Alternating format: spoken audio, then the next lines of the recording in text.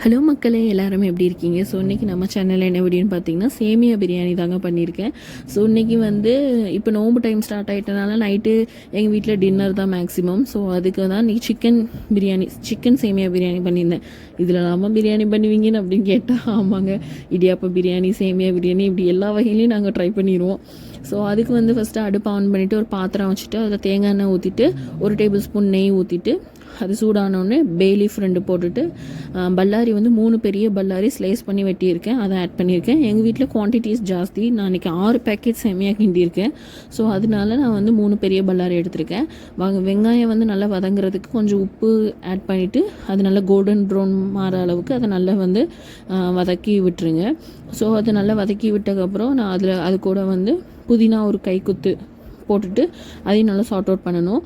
புதினா ஆட் பண்ணக்கப்புறம் வந்து நம்ம வந்து ஃப்ளேம் வந்து சிம்மில் வச்சிடணும். ஹையில் வச்சா வந்து கீழே வந்து அப்படியே அடிப்பிடிச்ச மாதிரி ஆயிடும்.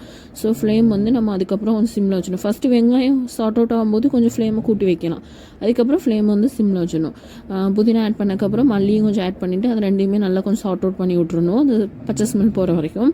அதுக்கப்புறம் நம்ம வந்து அதில் வந்து இஞ்சி பூண்டு பேஸ்ட்டு 2 டேபிள் ஸ்பூன். பர்சனலாக என்கிட்ட வந்து நிறைய பேர் கேட்டிருந்தாங்க, பே லீஃப் மட்டும் போடுறீங்க எண்ணெயில், ஏலக்காய் பட்டை கிராம்லாம் போட மாட்டிங்களா? ஏலக்காய் பட்டை கிராம்லாம் வந்து இஞ்சி பூண்டோடே எங்கள் வீட்டில் வந்து என் மதரின்லாம் வந்து தனியாக அரைச்சி வச்சுருவாங்க, அதனால நான் வந்து அதை ஆட் பண்ண மாட்டேன். இப்போ அது இல்லாமல் ப்ளேனாக இஞ்சி பூண்டாக இருந்தால் நான் ஆட் பண்ணுவேன், அதெல்லாம் சேர்த்து அரைச்சி வச்சுருந்தனால நான் ஆட் பண்ணலாங்க. ஸோ நீங்கள் அது ப்ளேனாக தான் வச்சுருக்கீங்கன்னா நீங்கள் அதை ஃபஸ்ட்டே எண்ணெயில் போட்டுக்கோங்க.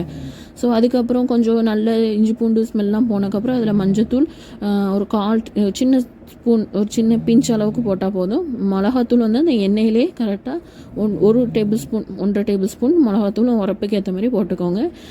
அதுக்கப்புறம் தக்காளி கூட ஆட் பண்ணி 2 பச்சை மிளகா, தக்காளி வந்து நல்லா மசிஞ்சிடணும், தக்காளி முழுசாகவே இருக்கக்கூடாது, நல்லா மசிஞ்சு விட்டுறணும். அதுக்கப்புறம் நான் சிக்கன் எடுத்திருக்கேன். நான் வந்து இன்றைக்கி ஒரு 1/2 kg சிக்கன் வந்து போன் வித் போன்லெஸ் ரெண்டுமே சேர்த்து தான் எடுத்திருக்கேன். போன்லெஸ்ஸாக இருக்கிறதெல்லாம் சின்ன சின்ன பீஸாக நான் வெட்டிக்கிட்டேன். ஏன்னா இப்போ வீட்டில் குட்டீஸ்லாம் சாப்பிடும்போது சின்ன சின்ன பீஸஸாக இருந்தால் நல்லாயிருக்கும். போன் வந்து அப்படியே நான் போட்டுட்டேன். மற்ற பீசஸ்லாம் கொஞ்சம் சின்ன சின்னதாக வெட்டி நல்லா வாஷ் பண்ணி அதையும் ஆட் பண்ணி அதுலேயே குக் பண்ணணும், அந்த மசாலாவோடய குக் பண்ண விட்டுறணும். சிக்கனில் வந்து தண்ணி வந்து விடும், ஸோ அதனால் நம்ம தண்ணி ஆட் பண்ண வேணாம். ஸோ அதுலேயே வந்து ஒரு 10-20 மினிட்ஸ் வேகட்டும். சிக்கன் வந்து ஒரு 20 to 25% அதில் குக் ஆகிடணும், அந்த மசாலாவோட நல்ல இதாகி அதுலேயே குக் ஆகணும். பாருங்கள், இதுலேயே தண்ணி வந்து நல்லா விட்டுருக்கு, நான் தண்ணி ஆட் பண்ணல, அதுலேயே விட்டுருக்கு. அதுக்கப்புறம் கரம் மசாலா ஆட் பண்ணியிருந்தேன். 1 டேபிள் ஸ்பூன் கரம் மசாலா நான் வந்து போட்டேன். சின்ன ஸ்பூனாக இருந்தால் 1 டேபிள் ஸ்பூன், பெரிய ஸ்பூனாக இருந்தால் 1 ஸ்பூன் போட்டுக்கோங்க. பெரிய ஸ்பூனாக 1/2 டீஸ்பூன், சின்ன ஸ்பூன்னா 1 டீஸ்பூன் போதும். அதையும் நல்லா கிளறி விட்டுட்டு அதுக்கப்புறம் நம்ம தண்ணி ஆட் பண்ண வேண்டியதான். இது அப்படியே வந்து பிரியாணி மெத்தட் தாங்க, ஏன்னா சேமியா போடுறோம், அதில் அரிசிக்கு பதிலாக இதில் சேமியா போடுறோம். அதுக்கப்புறம் இதில் வந்து கரெக்டாக 1 பேக்கெட்டுக்கு 1 கிளாஸ் தண்ணின்னு வைங்க, ஏன்னா நம்மளுக்கு குழஞ்சிடக்கூடாது, கொஞ்சம் உதிரியாக வர்றதுக்காண்டி 1 கிளாஸ் தண்ணி தான். ஸோ நான் 6 கிளாஸ் தண்ணி வந்து சேமியாவுக்கு வச்சுருந்தேன். ஸோ 6 கிளாஸ் தண்ணி ஊற்றினதுக்கப்புறம் அதை கொஞ்சம் நல்லா கிண்டி விட்டுட்டு ஃபஸ்ட்டு உப்பு பார்க்கணும். மேக்ஸிமம் வந்து அந்த தண்ணி நல்லா கிண்டி விட்டுட்டு அந்த தண்ணியில் தான் உப்பு, புளிப்பு, காரம்லாம் பார்க்கணும். நம்மளுக்கு வந்து புளி பத்தலை அப்படின்னா நம்ம தயிர் ஊற்றிக்கலாம், இல்லை லெமன் கூட ஊற்றிக்கலாம். உப்பு வந்து பார்க்கணும்.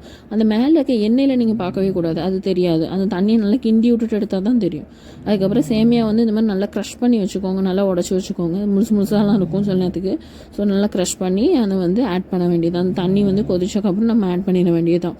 ஸோ ஏன்னா தண்ணி கொஞ்சம் சிக்கன் வேகணும்ல. ஸோ ஒரு சிக்கன் வந்து ஒரு நல்ல 80% குக் ஆகிடும். ஏன்னா இப்போது ரைஸ் போடுறோம் நம்ம பிரியாணிக்கு வந்து தம் போடுவோம், ஸோ தம்மில் நல்லா வேகும். ஆனால் சேமியா பொறுத்தவரைக்கும் ரொம்ப நேரம் வேக விட வேணாம், ஒரு 10 மினிட்ஸில் வெந்துடும் அது. ஸோ அது வந்து நம்ம வந்து உப்பெல்லாம் பார்த்துட்டு சேமியா போட்டு நம்ம கிண்டிட வேண்டியதுதான்.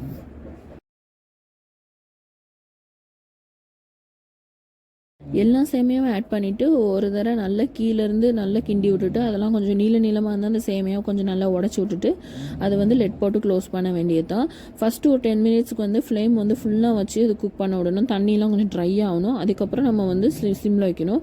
இந்த மாதிரி ஒரு மர இதில் வந்து ஏதாவது ஒரு கரண்டி ஏதாவது வச்சுருந்தீங்கன்னா அதை வச்சு கிண்டுங்க. ஏன்னா இந்த மாதிரி இது யூஸ் பண்ணும்போது உடையாது சீக்கிரம்.